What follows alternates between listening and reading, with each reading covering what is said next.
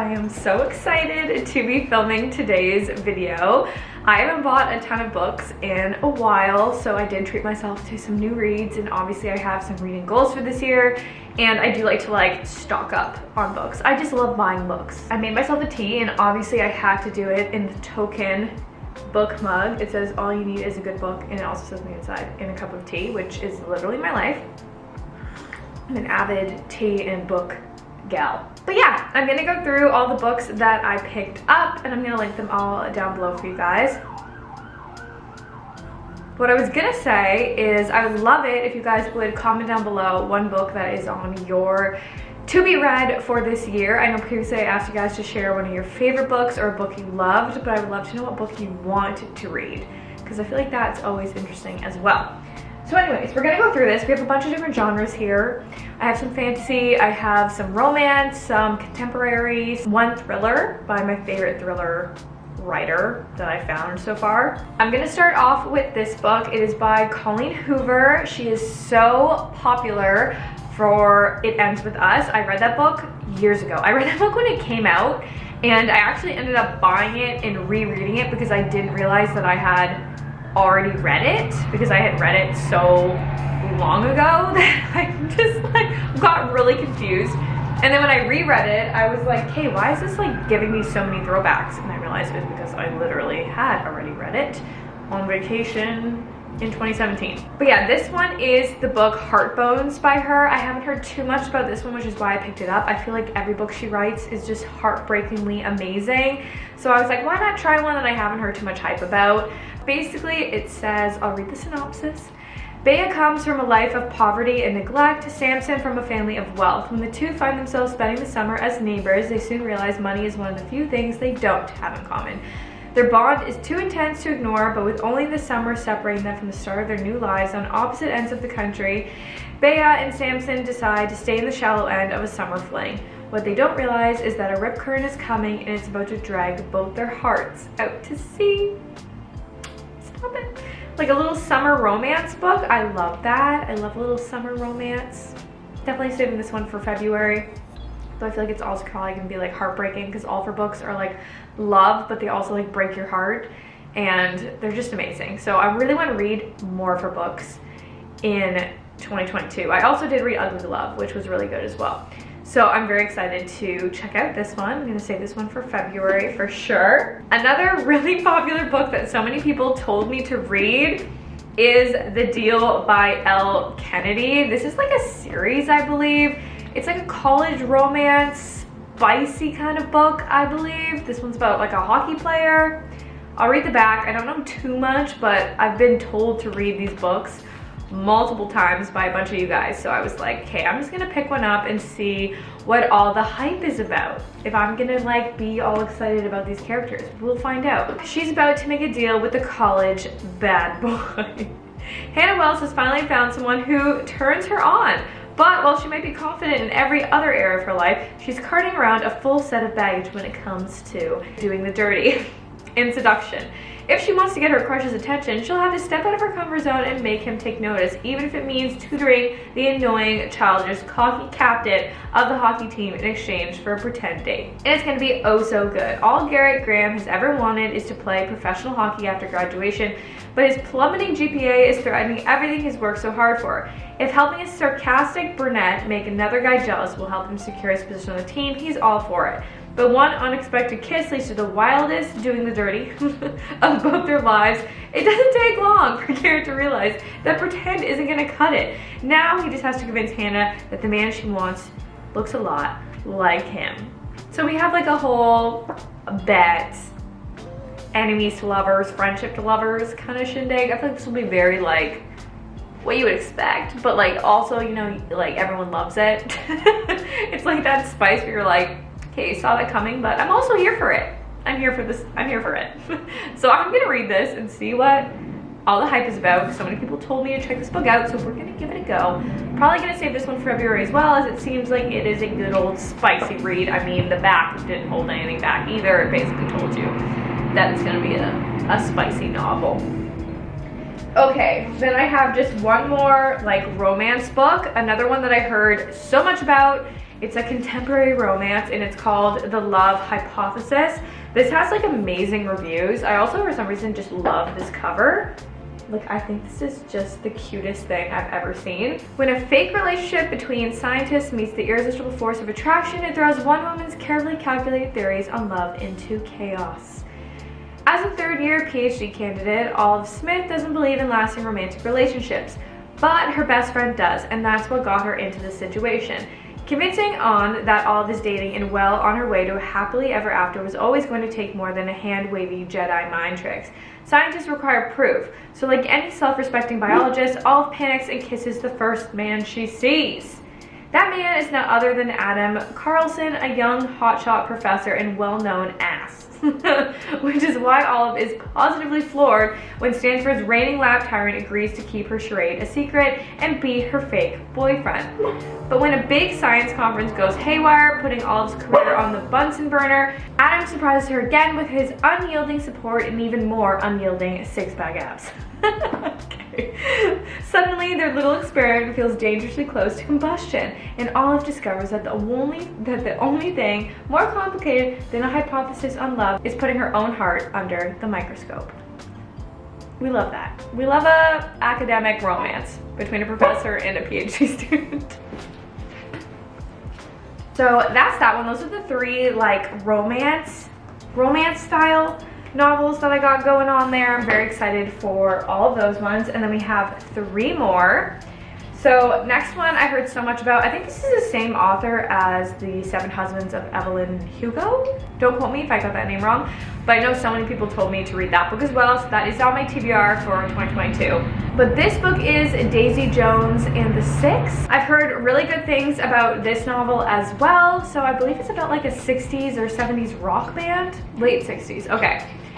So it says, Daisy is a girl coming of age in LA in the late 60s, sneaking into clubs on the Sunset Strip, sleeping with rock stars, and dreaming of singing at the Whiskey A Go-Go. Her voice is getting noticed, and she has the kind of heedless beauty that makes people do crazy things.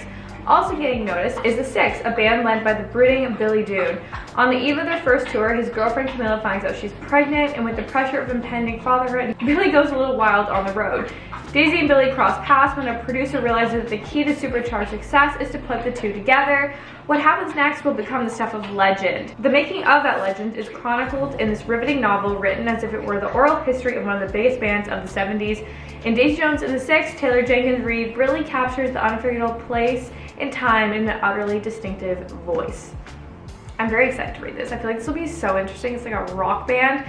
And I know it's like written kind of like interview style, which I think is really cool. I've never read a book like that. So I'm very excited to check this one out and kind of see what all the hype was about. So very excited to read this. I feel like it'll be really cool.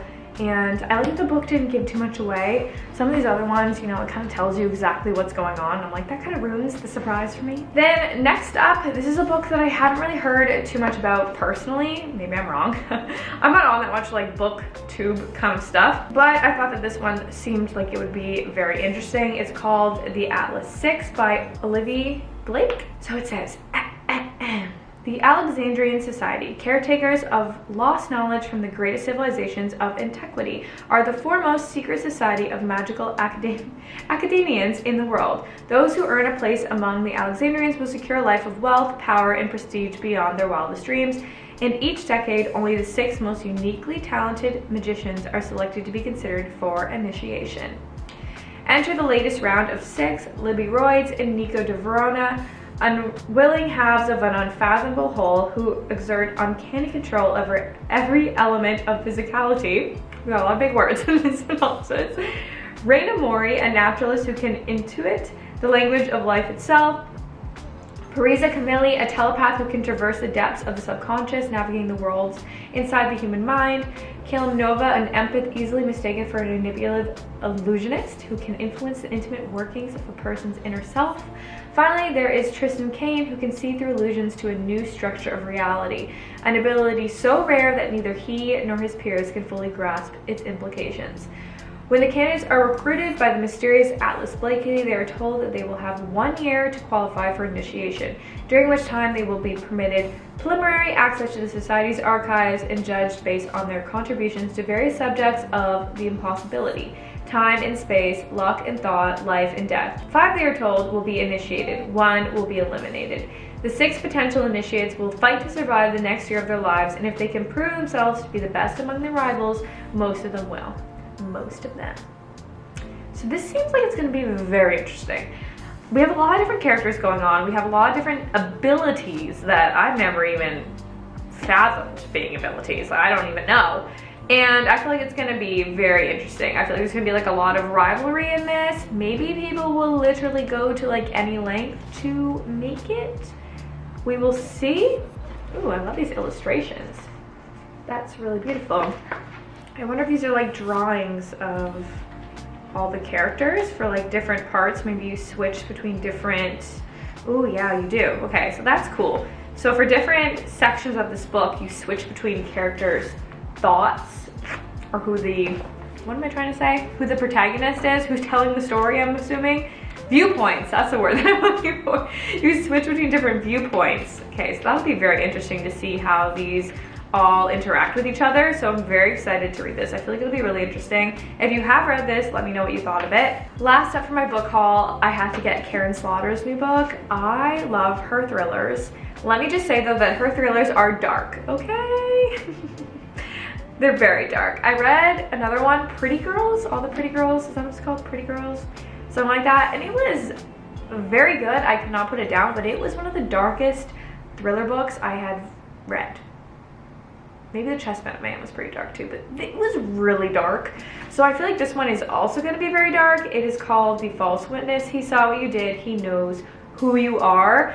Karen Slaughter is another author that I want to read like a lot more of her books in 2022, especially in the thriller genre. I just loved her writing style. So let me see if I can find the synopsis. Here it is. Whenever I read these, I feel like I'm reading in school. Like, remember back in the day in like high school where it would be like your turn to read a passage and you would be like trying so hard to not mess up? That's what I feel like. An ordinary life. Leigh Collier has worked hard to build what looks like a normal life. She's an up-and-coming defense attorney at a prestigious law firm in Atlanta, would do anything for her 16-year-old daughter Maddie, and is managing to successfully co-parent through a pandemic after an impeccable separation from her husband, Walter. Hides a devastating host. But Leigh's ordinary life masks a childhood no one should have to endure. A childhood tarnished by secrets, broken by betrayal, and ultimately destroyed by a brutal act of violence. On a Sunday night at her daughter's school, she gets a call from one of the firm's partners who wants Leigh to come on board to defend a wealthy man accused of multiple counts of. Though wary of the case, it becomes apparent she doesn't have much choice if she wants to keep her job. They're scheduled to go on trial in 1 week. When she meets the accused face to face, she realizes that it's no coincidence that he specifically asked for her to represent him. She knows him, and he knows her. More to the point, he may know what happened over 20 years ago and why Leigh has spent 2 decades avoiding her past. Suddenly, she has a lot more to lose in this case. The only person who can help is her youngest estranged sister, Callie, the last person Leigh would ever want to drag into this after all they've been through. But with the life-shattering truth in danger of being revealed, she has no choice. Like, that's intense already, you know? It's already intense. I'm already worried. I'm already scared.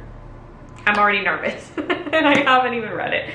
I'm gonna save this one for a bit. I probably will read, I mean, I don't really want to read a thriller in February, like the month of love, and I want to, no, March. March is like the worst month, other than my boyfriend's birthday.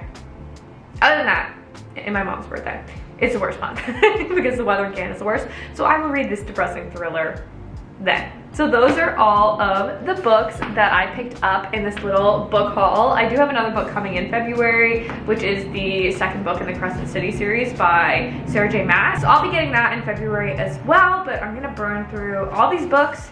They'll be my most recent reads, but let me know down below some books that are on your to be read. I would love to know because I'm trying to build up my book collection this year. I really need to get an e-reader though, because I don't have a lot of room. So also if you recommend Kobo or Kindle, let me know.